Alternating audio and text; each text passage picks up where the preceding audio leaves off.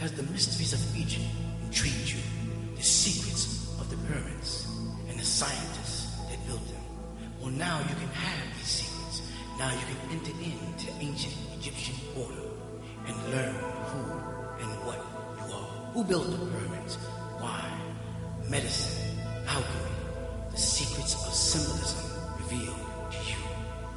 Enter the ancient Egyptian order now. Yeah, I want to give a little clarity on Nought and Nought.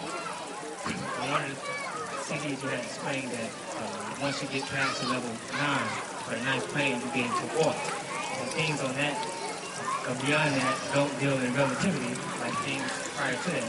And I want to know how do things exist, for lack of a better word, in Nought without being relative. Well, you got to repeat what you said to get your own answer. You said once it is past Nought and Nought.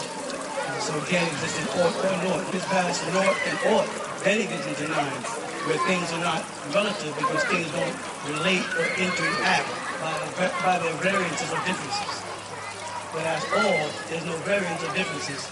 In order for you to have relativity, you must have things relating one to the other. As long as we are beneath 9, one might be in 8, which comes at 4 and 4, where the spirit, where mental and the spiritual become one, or on down. And then remember, you have the lower, they go to the 9th chamber, which is beneath, which starts another level of intercourse. The lower is the physical, and the higher, of course, becomes the spiritual. When you get to the 9th point, then you don't have any more related figures. This is why they say 10. When they say 10, they're saying 1 all over again. They started from the beginning. Because the cipher, we know, is, valueless or worthless or sumless. You follow? So when you get past 8, you get past 4 and 4, that's Nought and Nought. And then when you get to 9, there's no relativity. There's nothing that relates. You follow? Everything just is. Right?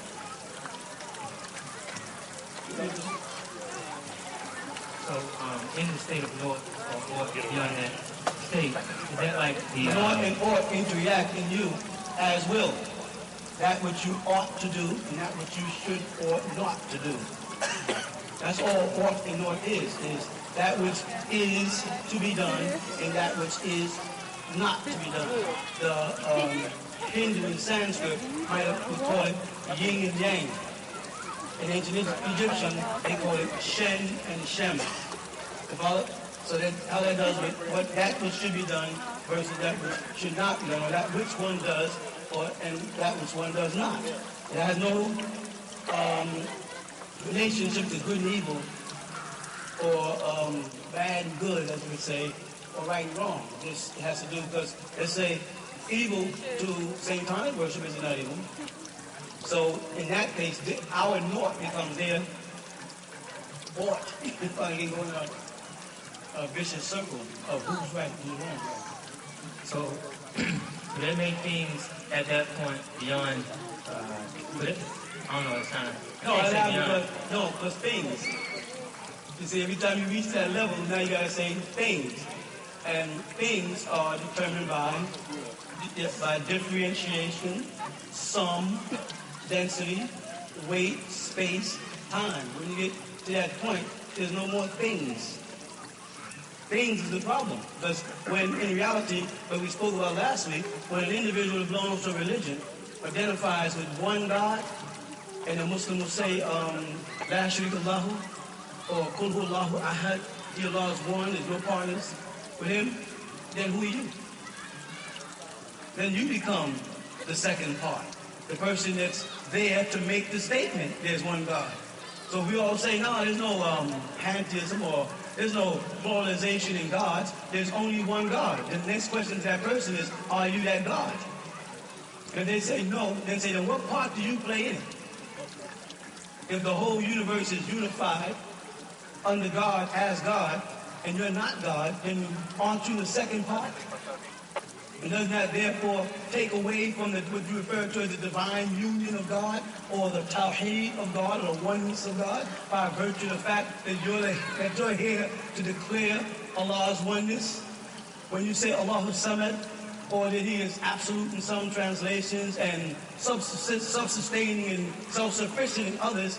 You know, if you do that, he's self-sufficient from what? And what does he subsist on? And what is it that why is it necessary for him to become self-sufficient? I'm saying that because when you get past that 9, there's no more things. Because the first thing would be God. And that's what every Muslim, Christian, and Jew would say. The first thing in existence would have to be God, the one Almighty God. Correct? Or Allahu Ahad. You know, Allah is one. Or in the Hebrew, they say Elohim Ahad. Then there's 9. In this case, they're going Elohim, plural, is Ahad. One group of Elohims. But it keeps going back to that same principle. And I'm saying, how do you differentiate God as one if you're not here to say God is one? And if you're here to say God is one, then you're the second part or person here making the statement. You're the one responsible for the duality by virtue of the fact that you find it necessary to say God is one. You follow what I'm saying? It's a very tricky thing. Go ahead. I don't, for lack of a better word, think these were things, but say beyond. Say it again. I'm trying to say, for lack of a better word, I'm going to say things. Oh, okay. Okay. For lack of a better word, things beyond that state, the 9th state. Now, what you want me to do is you want me to play a game with you.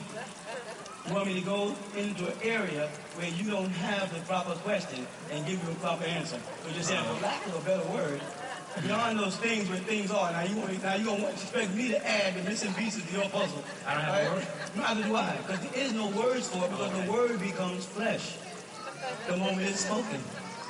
You know what I'm saying? The word becomes flesh the moment it's spoken. So anything that you can call a word is a noun, which is a person, a place, or a thing. And that's the realm in which I told you you're all trapped in. And if you can think outside of it, then you're really outside looking out inward, and you're looking from an outtellect. Let me explain that. An intellect is things that we hear, all discuss, communicate back and forth, inscribe. That's intellect.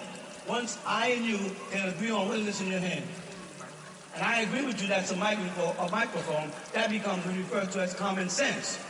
Now there's things going on outside of our vision.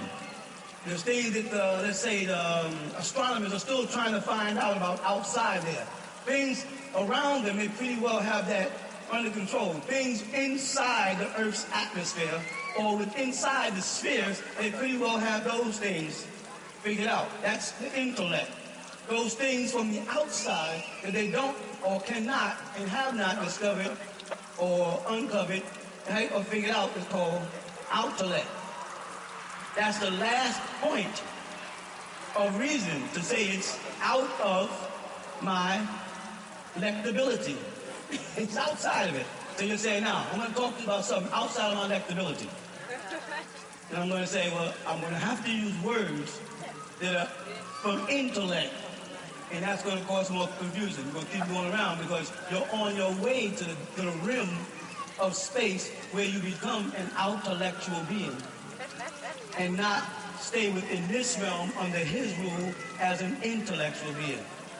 So we can approach the question as long as you're not asking me to give you intellectual dialogue about intellectual outformation. You follow? Go ahead, try again then. Oh, when you say suppose, you're asking me to have faith. Suppose I'm going to go, okay, so I got to have faith with him. So can I look at the words? Yeah. That's what I'm trying to say. It's very difficult for everybody, because now you got everybody wondering what you want to say. At least express it the best way you know how. And I'll try to express it back the best way I know how. When you first explained to us about things being before hydrogen being in the core, and then first recognizing that as non-existence, and now it being a part of existence because they identified it right. and made it known to exist. Giving identity. Right. And you also explained to us that there are sub-atoms or particles that exist beyond the port, Outlet, right. outlet, which makes it, in a sense, the non-existence of what was thought to exist, the non-existent of To non-existent. those, it's non-existent to those who can't see them. Right. Okay.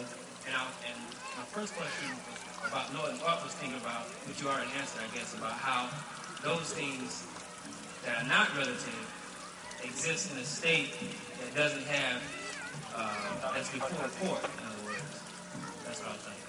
Okay. Because the moment you said state, we had another problem. but I grasp where you're going.